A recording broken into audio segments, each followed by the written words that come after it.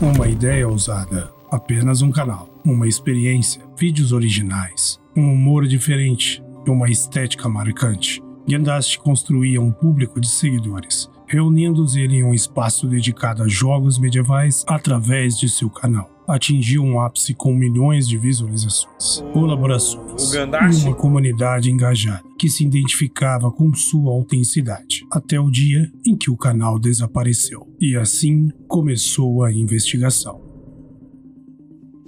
Eu me lembro de chegar no dia e olhar as pistas, tentar entender o que tinha acontecido, e demorou para cair a minha ficha. Foi quando eu realmente entendi, hackearam o canal. O canal Gendast ele surge lá em 2015 como um segundo projeto meu do YouTube. O primeiro era um podcast entre amigos, que obviamente não deu muito certo. Um saiu, o outro também, então foi se desmanchando. Você consegue até achar o canal e mesmo o blog hoje em dia, mas não existe mais nada lá para mim, né? Gendast surgiu como uma ideia de, na verdade, insatisfação. Sou formado em tecnologias de materiais, mais Black Belt em Six Sigma, entre outros muitos cursos na área da qualidade. Então, é algo que eu sempre tive em mente, qualidade. Mas eu estava muito desanimado na época, exatamente porque eu tinha acabado de ser mandado embora em 2015, a empresa tinha fechado, então eu não tinha uma luz da onde eu poderia me encaixar. Mas eu adorava fazer vídeo. Desde 2015, em pequeno, eu brincava com as câmeras, fazia vídeos de efeitos ou defeitos especiais também, né?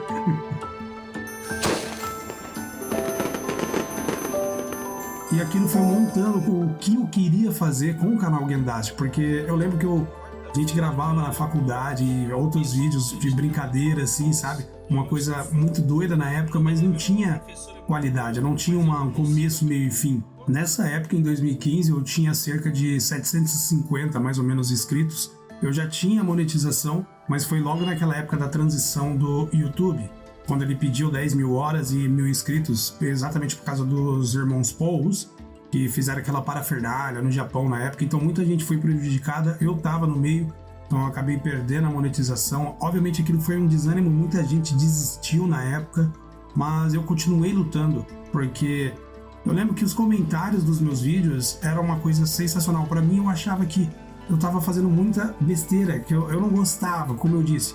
Eu, sendo da área da qualidade, eu sou muito rígido, muito exigente com aquilo que eu quero fazer. Eu achava horrível meus vídeos na época, mas o pessoal, de certa forma, correspondia. Exatamente, falando, não, cara, tá bom. Eu lembro da série de Viking Conquest e Evelyn, que eu fiz 3 vezes a mesma série. Exatamente, é a mesma coisa, só era diferente.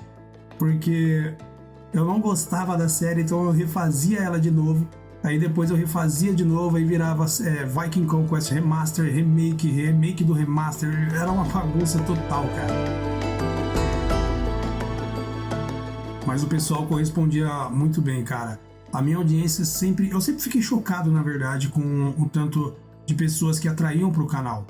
Obviamente eu nunca tive um canal de milhões de inscritos, mas pra mim não me importa, porque a audiência que eu tinha falava muito sobre o que eu deveria estar fazendo. Sempre aparecia gente nos comentários que dava alguma dica, que falava algo novo, e eu sempre olhava esses comentários, nunca deixei de responder nenhum. Eu tenho arquivado todos os inscritos do antigo canal e todos os comentários, eu nunca apaguei, exatamente porque foi a única lembrança que me sobrou. Infelizmente nem os vídeos do canal eu consigo mostrar, mas eu lembro que minha audiência era muito fervorosa, assim, o pessoal sempre comentava muito na comunidade Mountain Blade Brasil. Sempre me chamavam para testar traduções novas, mods novos, sempre perguntavam para mim as dúvidas, e é engraçado porque esses comentários é o que fez e o que acho que faz qualquer pessoa que queira ter um trabalho com vídeo no YouTube. Isso é de extrema importância, porque sempre aparece alguém com uma dúvida nova que faz você coçar a cabeça e correr atrás da informação e querer melhorar. E isso eu acho o incrível. Eu, sendo da área da qualidade, eu sempre tive essa mania de perfeição. Então, obviamente, pronto é melhor do que perfeito, mas eu sempre quis entregar, sempre quis superar, entregar o melhor que eu posso para minha audiência. O crescimento do canal foi bem esporádico, assim, não foi de imediato. Em 2015, eu lembro que eu estava com 750 mais ou menos inscritos, e depois ele diminuiu bastante, porque Houve uma época que eu também parei, houve aquele burnout, exatamente por causa dessa história da falta de monetização no YouTube. Então, aquilo desanimou muitos criadores pequenos, muitos desistiram. Eu continuei, mas eu continuei a passos de tartarugas, porque é desgastante. Se você for colocar na ponta do papel uma pessoa sem experiência, igual eu na época, para fazer um vídeo, gravava durante 1 hora e meia, e para editar a pessoa tinha muita dificuldade porque não conhecia o processo, então tinha que editar e demorava mais 2 horas. O render, nem se fala o render. Se você não fizesse o modo que o próprio programa dizia que era o melhor e era uma porcaria, não façam isso, você ia levar cerca de 3 horas para você também renderizar um vídeo. Isso se você fizesse em meia hora, um vídeo de meia hora, porque quando você aumenta o tempo, o render duplica, né? Em certo momento houve sim esse burnout, mesmo depois quando o canal já tinha ganhado momento, né? E movimento no YouTube. Ele começou a explodir muito quando lançou o Bannerlord em 2020, né? As pessoas me conheciam bastante por causa dos mods e os meus tutoriais. As pessoas sempre gostaram do meu estilo de ensinar frente às câmeras, ao mesmo tempo mostrando o jogo como um B-roll. E foi isso que foi o meu diferencial na época, né? Como eu queria de qualquer jeito melhorar os meus vídeos, eu fui atrás. Fui estudar cinematografia, fotografia, virou uma profissão. E, inclusive, na época eu usava um equipamento de estúdio profissional, uma Canon, coisas que eu não tenho hoje em dia.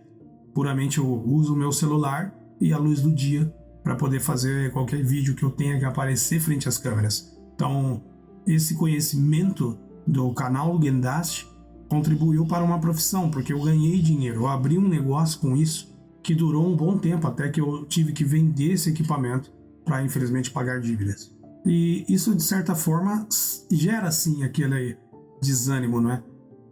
Houve uma época que houve até uma certa depressão, aquele sentimento de injustiça, mas a gente tem que se mover. E o que importa é esse conhecimento que a gente detém. Não importa a câmera que você usa, a luz, se é da Aperture ou não.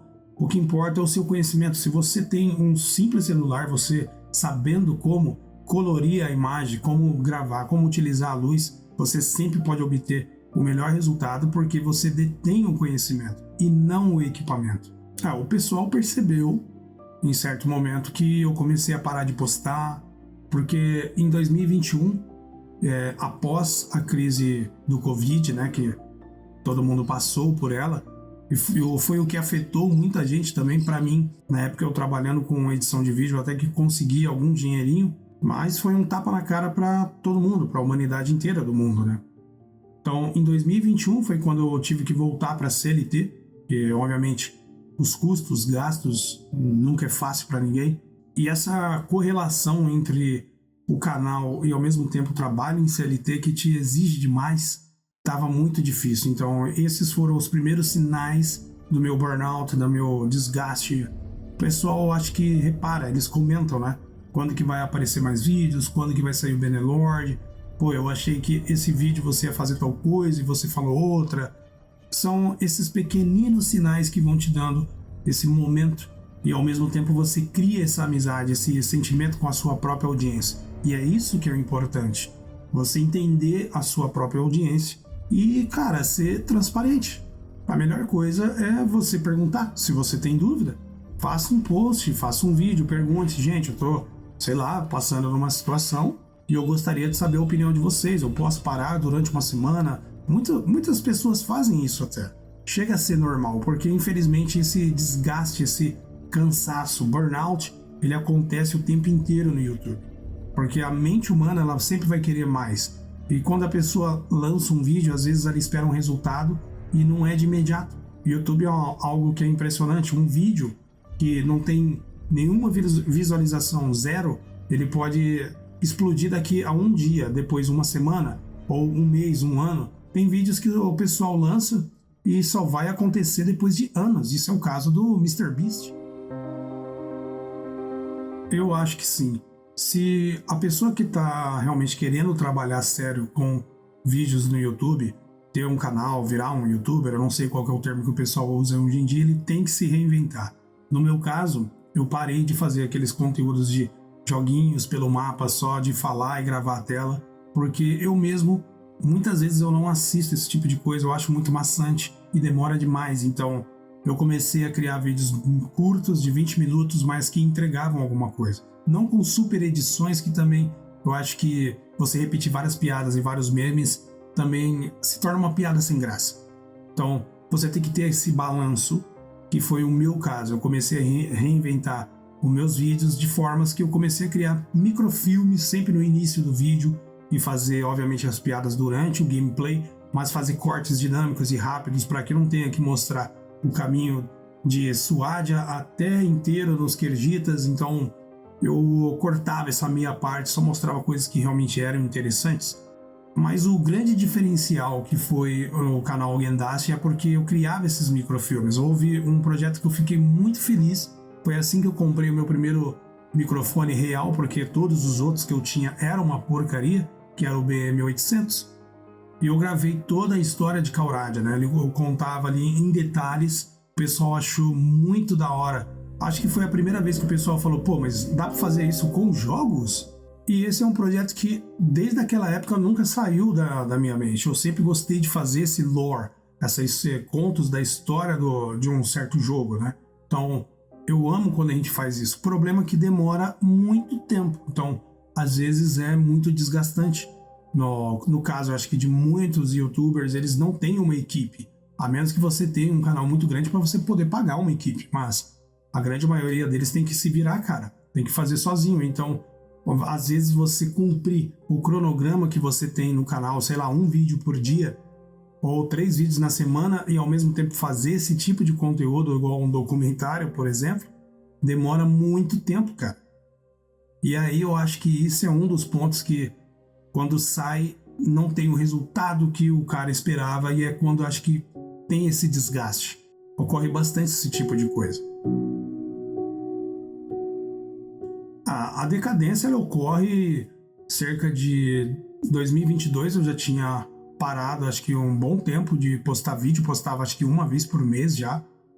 E foi quando eu conheci muitas pessoas erradas na minha vida.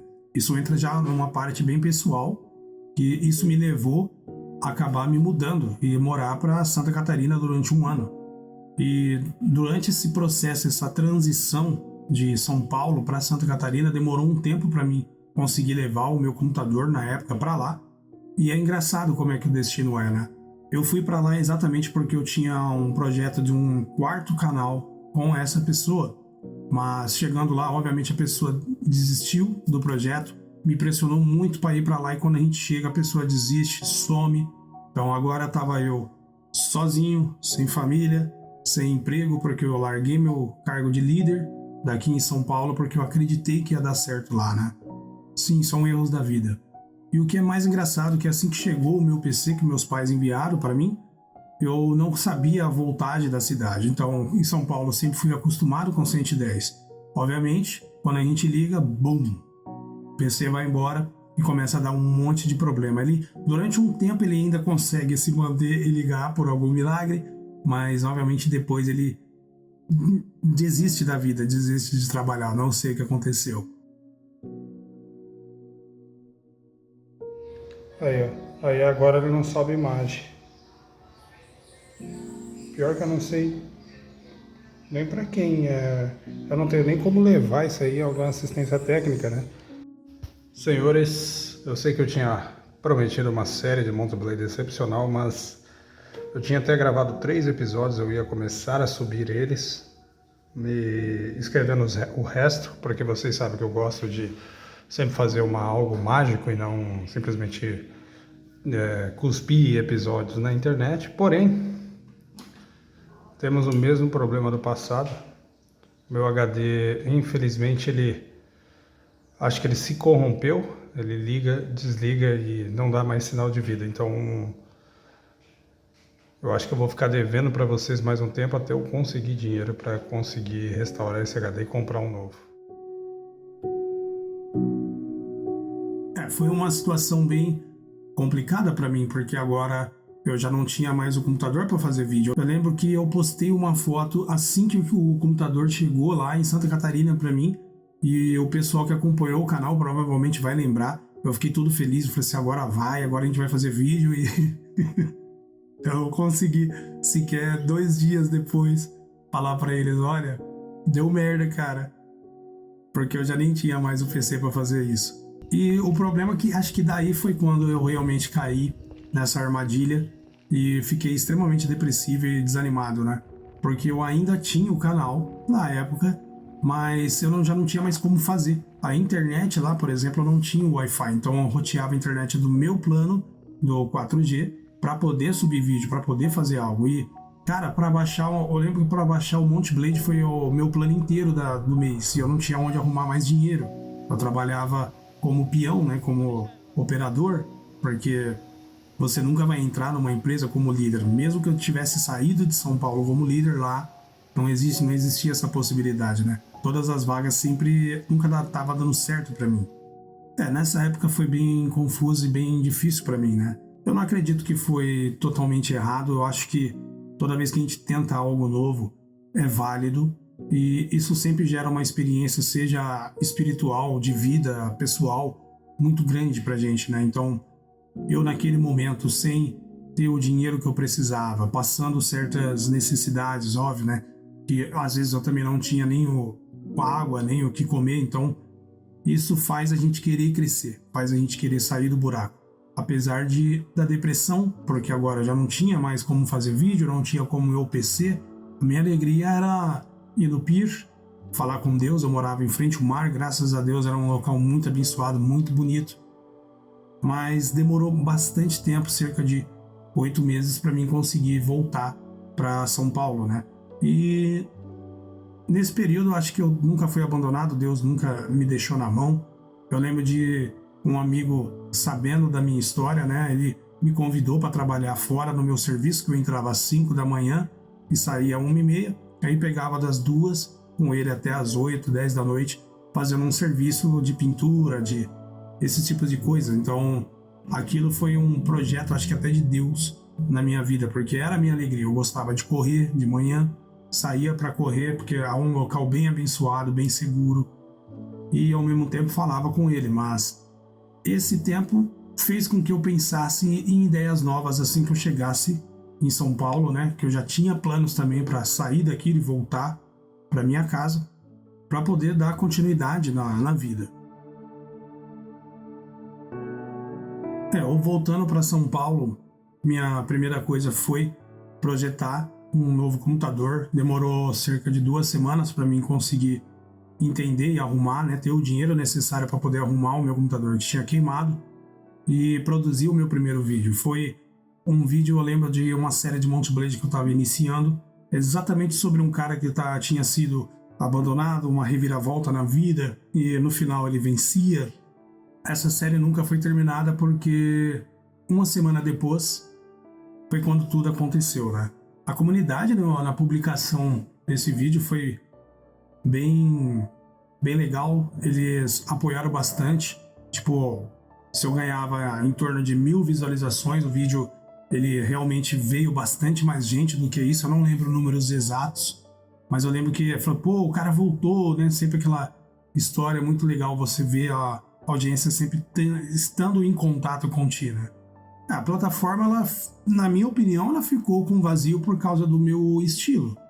Eu não sei se hoje em dia existem canais que fazem e têm o mesmo estilo, né? Eu sei que eu já ouvi que muita gente se inspirou no meu estilo de trabalho, no meu jeito de produzir esses conteúdos, né? Principalmente de Monte Blade. Eu já ouvi que muitas pessoas se inspiraram nisso, mas eu não tenho certeza se criou esse vazio exato na plataforma mesmo, sem ter os vídeos de Monte Blade que eu, por exemplo, fazia, ou essas montagens, essas histórias inventadas, né?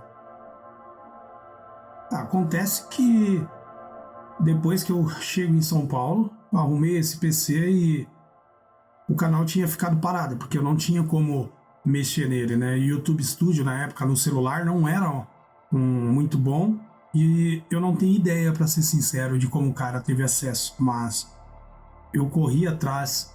A investigação foi muito severa, porque um belo dia eu já não conseguia entrar na minha conta, nem mais mesmo no Gmail, Então, o cara teve acesso não só ao meu Gmail, a minha conta pessoal, foi o que fez ele pegar o canal do YouTube, trocar e colocar o nome de MicroStrategy. Foi uma situação que o pessoal perguntava pra mim no YouTube, e aí, cara, o que aconteceu? Você sabe o que aconteceu? Muita gente falando, você fala alguma coisa aí, Fernando? E eu não tinha resposta, porque eu tinha acabado de passar uma situação horrível na vida, e quando eu achei que ia melhorar, o canal foi embora, foi roubado, então realmente foi uma história de filme. O que importa é que eu revidei, obviamente, né? Eu fiquei muito depressivo, realmente uma depressão real, porque tudo aquilo acontecendo de uma vez, o cara, a pira, né, mano? Mas a minha reação foi, obviamente, procurar ajuda. Procurei o YouTube, nós trocamos muitas mensagens, eu postei na comunidade um profissional do próprio YouTube falando comigo e falando faça isso, faça aquilo, até que eu consegui recuperar a conta do Gmail e a conta do Google. Mas o canal, os técnicos que ficaram responsáveis por limpar toda a bagunça que o hacker tinha feito, acho que eles não conseguiram total, porque eu não consegui trocar o ID. E esse ID é extremamente importante, porque é o que faz o @Gendast, o @fulano de tal. E por causa disso, um dia depois o canal sumiu de novo. Acho que o YouTube cansou e falou simplesmente vamos deletar, porque ele infringiu muito várias regras, sendo que na verdade não fui eu. A gente entende que é uma injustiça, mas a gente não tem para onde correr. O que eu fiz foi limpar toda a cagada que ele fez. Eu lembro que na época ele tinha trocado a minha foto até do LinkedIn para uma chinesa. E eu não sei o que ele estava vendendo, tá? Não faço a mínima ideia, ou o que ele queria, mas o que foi feito, foi feito. A localização do cara, eu lembro que é um hacker, então não tem como exatamente a gente saber de onde ele vem, mas era difícil para saber, porque ele pode usar, né, um IP flutuativo, então não dá pra gente saber também. Eu tentei várias vezes, não foi só na primeira semana que aconteceu, onde o YouTube tinha deletado de primeira mão o canal, ele me devolveu a conta, mas deletou o canal, ficou aquela confusão na minha mente, então eu fiquei batendo, eles falaram para mim esperar, recebi a mensagem tanto no e-mail como no próprio canal dizendo que alguns dias iam entrar em contato, e isso demorou meses, cara. Eu ficava perguntando e ninguém mais me respondia, não tinha nenhum e-mail de no reply @YouTube, né? Então eu fiquei muito chateado com o YouTube na época. Houve esse período de silêncio, né, durante algum tempo, que foi o período onde eu estava imaginando o que eu poderia fazer, né? Porque a minha ideia, houve várias ideias, eu já tive pelo menos uns 5 canais, só que alguns deles, quando a gente começa a produzir, a gente vê, realmente não vai dar certo, eu não contava com isso que está acontecendo, né? Então eu acabei voltando pro tema de games. O canal que eu tinha antigamente de negócios eu não tenho mais acesso também, porque foi exatamente essa pessoa que fez eu ir para Santa Catarina, ela acabou ficando com a senha e o acesso ao canal. E acontece que nesse meio período de silêncio a gente se refletiu, começou a pensar no que a gente pode melhorar. Foi quando o Hairspillen começou a crescer, mas o pessoal perguntava, põe o nome de Gendast, senão não acha. Mas eu sempre tive esse medo de eu usar o mesmo nome, exatamente por o canal ter levado strike, mesmo não tenha sido eu, mas esse medo é real, e o YouTube ir lá e cortar, boicotar. Então eu sempre deixo entre parênteses Gendast, durante um tempo pelo menos, para que as pessoas saibam que era eu. Mas isso não é garantia de sucesso. As pessoas, não é porque você tinha um canal que elas viam antigamente que é a mesma coisa que interessa elas hoje em dia. Então por isso que eu sempre tento me renovar para atrair gente que se interesse por aquilo que a gente faz aqui, né? Não, às vezes eu vou fazer sim um gameplay ou um walkthrough, mas eu sempre gostei de fazer microfilmes e histórias de jogos, desenvolver coisas novas e coisas que as pessoas não viram, né? Que, explode a mente, ou vídeos engraçados e assim por diante. Eu acho que é isso que o Hairspillen vem se tornando, o antigo, que é o Gendast, com o novo Hairspillen, que é o que vem fazendo realmente o canal atingir os números que eram pretendidos, né? Não, o tema de jogos é super saturado, a gente tem que lembrar isso, então o crescimento é bem lento, mas com muita estratégia, esforço, coerência e perseverança, a gente vai conseguir chegar lá.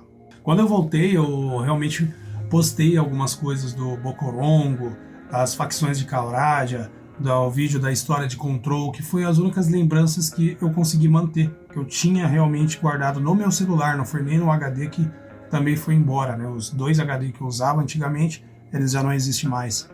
Então, foi as únicas coisas que eu pude ter. Então, quando eu postei no Hairspiller, muita gente se interessou. Eu lembro de eu postar na comunidade Mountain Blade Brasil, falar, pô, cara, ó, tô de volta, tal, mas é aquilo que eu disse. As pessoas que viam você antigamente, hoje já tem um gosto diferente. Pode ser que os youtubers delas mudam, porque as pessoas mudam. Isso é completamente compreensível. E isso foi o meio que me fez pensar mais em um nicho de Souls-like com RPG e estratégias, mas assim, Mountain Blade, no máximo.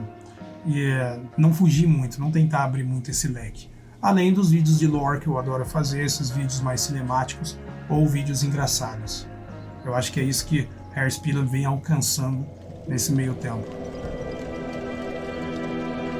As comparações sempre vai existir, mas como eu disse, o Gendashi ele morreu em relação ao canal, mas o Gendashi ele realmente se tornou essa marca, né? Essa influência, e eu acho que ele está cravado. A gente vê muito isso no canal Hairspiller hoje em dia. Não que os dois sejam separados, mas é uma melhoria de um com o outro. Realmente a fusão do Dragon Ball Z. Eu creio que esteja funcionando legal. Eu tenho projetos, mas uma série de Souls-like ela demora muito, é muito diferente de você fazer vídeos de série de Mountain Blade, né? Então, por exemplo, Elden Ring, a previsão é de 150 episódios. Então, pode ser que demore para mim terminar aquilo. Enquanto isso, a gente tenta equilibrar as coisas e colocar o mais rápido possível esses vídeos de lore, de conhecimento, engraçados que a gente comenta. Para aqueles que desejam criar um canal no YouTube, você vai ter que ter muita perseverança. Vai ter que realmente se dedicar e fazer todo dia. E a minha dica é você gostar do que você faz. Achar um nicho e fazer aquilo que você realmente gosta e se interessa. Porque se você começar com um tema e depois você ir cansando, você vai ter o burnout muito rápido e provavelmente você vai desistir. Então, é isso que mata muita gente espetacular no YouTube. As pessoas têm boas ideias, mas elas não querem fazer aquilo. Então, a minha dica é comece fazendo aquilo que você gosta de fazer. Porque confie, você vai chegar lá.